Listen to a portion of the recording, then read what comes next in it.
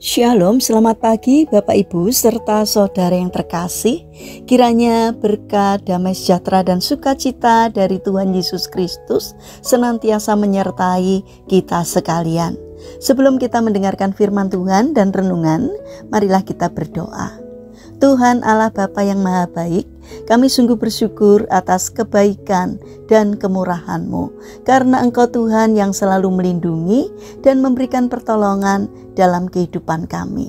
Jika saat ini kami akan mendengarkan firman-Mu, kami memohon Tuhan mengurapi kami dengan Roh Kudus-Mu agar kami dapat mengerti dan memahami apa yang Tuhan sampaikan kepada kami.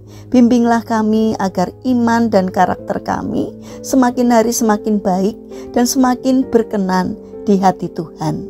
Terima kasih Tuhan, di dalam nama Tuhan Yesus Kristus kami sambut berkat firman-Mu. Amin.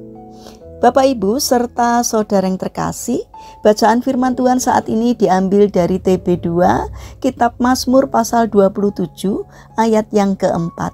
Demikianlah sabda Tuhan. Satu hal telah kuminta kepada Tuhan, hanya inilah yang kudambakan, tinggal di rumah Tuhan seumur hidupku, menyaksikan kemurahan Tuhan dan menikmati bait-Nya. Tema renungan saat ini adalah jangan menjauh.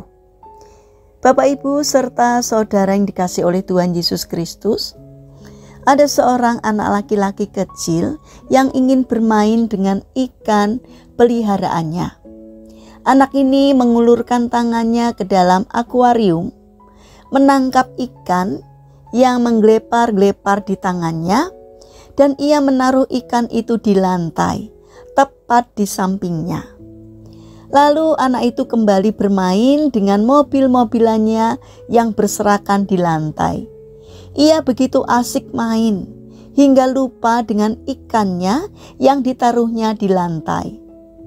Beberapa saat kemudian ia teringat akan ikannya itu. Ia melihat ikan tersebut sudah tak bergerak, bahkan ketika ia menyentuhnya. Dengan ketakutan anak tersebut menghampiri ibunya sambil membawa ikan tersebut di tangannya.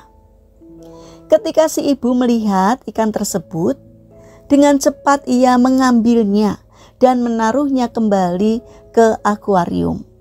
Tetapi terlambat, ikan tersebut sudah mati dan mengapung di air. Anak tersebut melihat ikan yang telah mati tersebut sambil menangis. Ketika ibunya bertanya pada anak tersebut, apa yang sudah terjadi dengan ikan itu?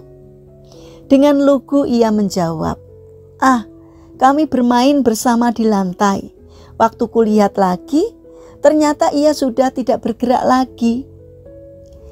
Dengan menghibur, ibu itu menjelaskan, sayang, tidakkah kamu tahu bahwa ikan tidak bisa hidup di lantai?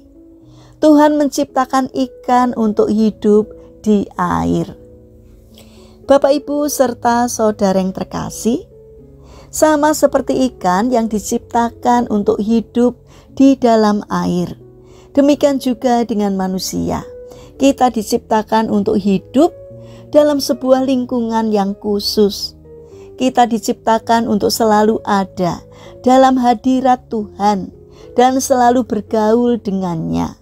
Jika kita keluar dari lingkungan itu, kita bisa saja mati secara rohani maupun jasmani. Tuhan menciptakan manusia untuk hidup dalam hadirat Tuhan. Sama seperti waktu Adam dan Hawa masih berada di Taman Eden. Namun jika manusia keluar dari hadirat Tuhan atau hidup dalam dosa, manusia itu akan mati, yaitu hubungan dengan Allah menjadi terputus. Satu-satunya cara untuk bisa masuk kembali dalam lingkungan hadirat Tuhan adalah melalui Yesus Kristus. Dialah jalan kebenaran dan kehidupan. Supaya kita selalu ada dalam hadirat Tuhan, maka kita harus hidup taat kepada Kristus. Mari kita hidup sesuai dengan tujuan penciptaan kita, yaitu selalu ada dalam hadirat Tuhan dan hidup bergaul dekat dengan Tuhan. Mari kita berdoa. Tuhan Yesus yang Maha Baik, bawalah kami selalu ada dalam hadirat-Mu. Jangan biarkan hati kami berpaling dari-Mu, sebab kami tidak bisa hidup tanpa perkenanan Tuhan. Bapa yang Maha Kasih, saat ini kami mendoakan bagi mereka yang mengalami permasalahan dan kesulitan hidup. Kiranya mereka tidak menyerah dalam menghadapi kesulitan, melainkan bangkit berjuang. Kiranya Tuhan memberikan kemampuan sehingga kesulitan yang dialaminya dapat teratasi. Karena kami percaya bahwa Tuhan berkenan hadir untuk menolong mereka. Bagi mereka yang terbaring sakit atau lemah fisik, kiranya Tuhan memberkati setiap upaya yang mereka lakukan. Kiranya Tuhan berkenan untuk menyembuhkannya. Bapa yang Maha Baik, kami mendoakan bagi pemerintahan, bangsa dan negara kami.